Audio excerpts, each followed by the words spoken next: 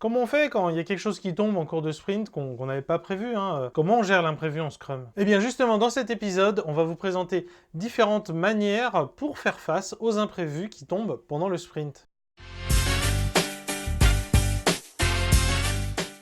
Je suis Jean-Pierre Lambert, coach agile indépendant et j'anime Scrum Life, la chaîne YouTube qui parle du quotidien des équipes IT, qui parle d'agilité, sans détour, sans tabou et avec humour. Et si c'est le genre de sujet qui vous intéresse, abonnez-vous! Si vous trouvez que Scrum Life c'est utile, que vous en servez dans votre quotidien, pensez à aller sur le Tipeee. En plus là, on vient de retravailler le système de contrepartie, donc on aura des beaux cadeaux pour vous, je pense que ça vous intéresse, allez jeter un œil. On commence par une petite mise en garde sur le contenu de cet épisode. On va pas parler de comment éviter d'avoir de l'imprévu, mais bien de comment gérer l'imprévu lorsqu'il arrive. Donc en particulier, effectivement, quand on a une gestion d'urgence qui n'aurait pas dû avoir lieu, derrière, il faut absolument qu'il y ait de l'amélioration continue, parce que la plupart des urgences, malheureusement, dans la plupart des entreprises, c'est pas des urgences, c'est des trucs qu'on a oubliés, qu'on a laissé traîner, qu'on a mal géré.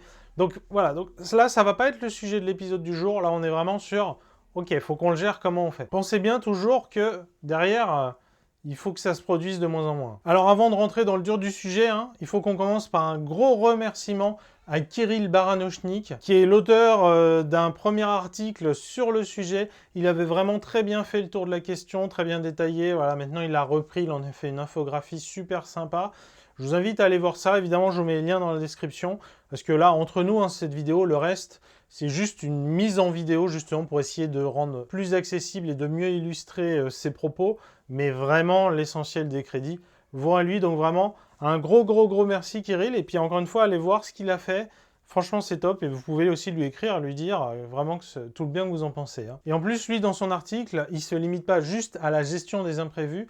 Il évoque aussi les moyens qu'on a à disposition pour réduire la quantité d'imprévus qu'on peut avoir. Voilà, je vous avais prévenu en introduction que cette partie-là, j'ai laissé de côté pour plus tard. La première stratégie possible, c'est absorber simplement. Voilà, on absorbe le travail en plus. Voilà, c'est simplement, on absorbe le sujet en plus dans le sprint en cours. On change rien au sprint, on le prend et c'est tout, donc sans faire d'histoire, sans rien. Alors évidemment, grosse mise en garde, si l'équipe elle fait ça, en aucun cas ça ne doit mettre en danger le sprint goal, l'objectif d'itération. Voilà, maintenant, ça reste une stratégie qui peut être tout à fait pertinente. Quand c'est un petit sujet, on peut le plier vite fait et globalement l'équipe est quand même confiante pour y arriver. J'ai vu que vous aviez bien avancé là sur l'écran. Par contre, on vient d'apprendre que le design il s'était raté. Faudrait inverser les deux couleurs. Vous pourriez faire ça là, comme ça, parce que là on sait qu'on va pas le sortir comme ça. De toute façon là, c'est pas les bonnes couleurs quoi. Au cœur de ces méthodes agiles, de ces méthodes itératives, c'est d'avoir du feedback. Donc soyons clairs, le but d'avoir du feedback, c'est de l'utiliser. Sinon ça sert pas à grand chose. Donc finalement, cette manière de faire, si l'équipe, elle est confiante dans le fait de faire cet ajustement, de prendre cet imprévu en plus et de le gérer et que ça n'ait pas d'impact négatif outre mesure sur le sprint, c'est plutôt une bonne option dans ce cas-là. Évidemment, on ne force pas la main de l'équipe de développement. Quand on dit elle est confiante, c'est elle l'est réellement, pas juste on le choisit pour elle. Vous voyez ce que je veux dire. J'ai vu que vous aviez fait l'écran là, franchement c'est super. Par contre, on a eu le retour des designers, ils ont fait les tests utilisateurs, ils ont tout refait en fait. C'était pas du tout ça en termes d'écran. L'interface, tout est à refaire. Donc voilà, vous pourriez du coup reprendre les nouveaux designs et réimplémenter les nouveaux écrans parce que là vraiment, on va pas le sortir comme ça quoi. Donc là, dans ce cas de figure, on fait quoi là? Parce que là, c'est pas juste changer un bouton là, c'est on refait littéralement tout le design de l'écran. C'est un peu plus compliqué de le prendre sans mettre en danger le sprint. Eh bien, une stratégie qui marche bien, ça va être de découper cet imprévu, cette nouveauté et reporter une partie qu'on peut pas gérer justement. Donc on fait une partie tout de suite et le reste plus tard. Du coup, pour le nouveau design, là, ça va être compliqué, on va pas pouvoir l'intégrer tout de suite. Par contre, on garde bien le nouveau workflow, là, la partie qu'on a déjà faite, toute cette partie-là, on la garde. Et effectivement, dans le prochain sprint, on reverra la partie design. A priori, on a quand même déjà de la valeur, puisque ça permet de faire les nouvelles choses, les nouvelles actions. Juste qu'effectivement, il faudra refaire le design.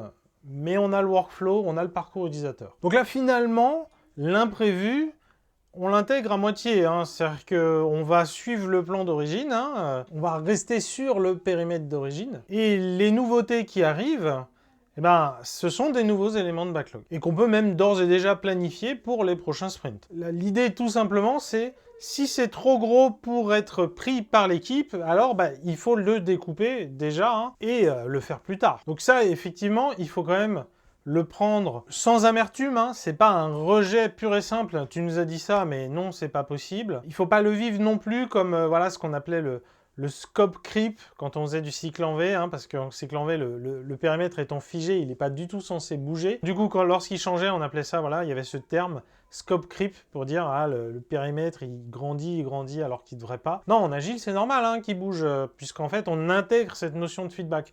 C'est bienvenu, c'est très bien. Ok, en fait, il fallait faire autre chose. Bah super, on le sait, intégrons-le. Donc c'est très très très positif. C'est juste que, par contre, évidemment, et attention, jamais on les intègre au péril du sprint. Et puis en plus, parfois, on a des bonnes surprises, hein, parce que comme on décale des choses comme ça, on se rend compte que certaines choses qu'il fallait absolument faire, hein, en tout cas sur le moment à chaud, quand on attend quelques sprints, on se rend compte que c'est pas si important que ça, en fait. À chaque fois, on priorise autre chose qui passe devant. Donc du coup, de faire ça, c'est aussi une bonne manière de s'assurer de la valeur de ce qu'on construit, et donc à chaque fois de maximiser la valeur. Donc là maintenant, on va être dans le cas de figure où l'imprévu, il est trop gros pour être absorbé, et par contre, c'est quelque chose qui est urgent, hein, qu'il faut absolument faire. Hein. Donc on ne peut pas reprendre la stratégie précédente où on va le découper et le décaler pour plus tard. Salut l'équipe, vous avez vu mon message là? Il se passe un truc super grave là. Google a changé ses règles d'indexation. Là, niveau business, on commence à voir les impacts.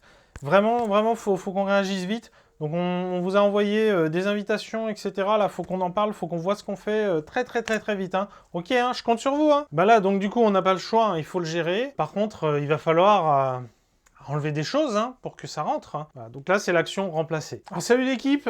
Qu'est-ce qu'on fait là? Vous êtes tous au courant, vous avez reçu le mail, vous étiez en copie, là il y a cette urgence qu'il faut absolument qu'on traite. Qu'est-ce que vous suggérez? Voilà, moi spontanément, ce que j'ai tendance à vous suggérer, c'est qu'on enlève quelque chose du backlog de sprint pour faire ça à la place.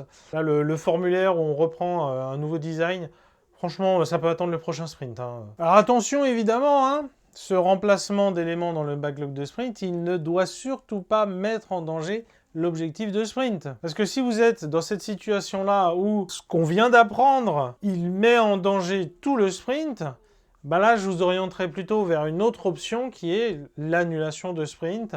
Il y a un Scrum Live sur le sujet, je vous invite à le regarder si vous ne connaissez pas déjà. Voilà, c'est aussi une situation qui arrive où là, en fait, on peut juste pas gérer l'imprévu sans remettre en question l'objectif de sprint. Donc là, le guide Scrum, il nous dit clairement, dans ce cas-là, on arrête le sprint, on en fait un autre. Et puis évidemment, hein, là aussi, c'est toujours l'équipe qui a le dernier mot sur ce qu'il fait pas, ça passe pas. Hein. Qu'est-ce qui fait la bonne taille pour remplacer? Puisque évidemment, comme toujours, c'est l'équipe qui est garante des estimations, donc il n'y a qu'elle qui est capable de dire si on enlève ça, on peut faire rentrer ça. Et encore une fois, évidemment, on ne force pas la main à l'équipe, hein, comme toujours. Parfois, les imprévus, ils sont récurrents. Du coup, lorsque ça arrive, l'équipe de développement, elle pourrait prévoir de la marge pendant sa planification d'itération, hein, se réserver du temps exprès. Alors par contre, il faut quand même se poser la question pourquoi ça arrive. Hein. Ça peut être parce qu'on a des soucis de qualité, et donc globalement, on sait qu'à chaque sprint, il y a 5 ou 10 bugs non prévus hein, qui sont levés, mais ça se confirme, hein, c'est récurrent, il y a toujours entre 5 et 10 bugs en plus qui apparaissent à chaque sprint et qu'on doit traiter. Ah oui, hein, à chaque sprint, ça n'a jamais manqué, on génère 3 bugs critiques, un minimum, hein, et puis qu'on doit gérer. Hein.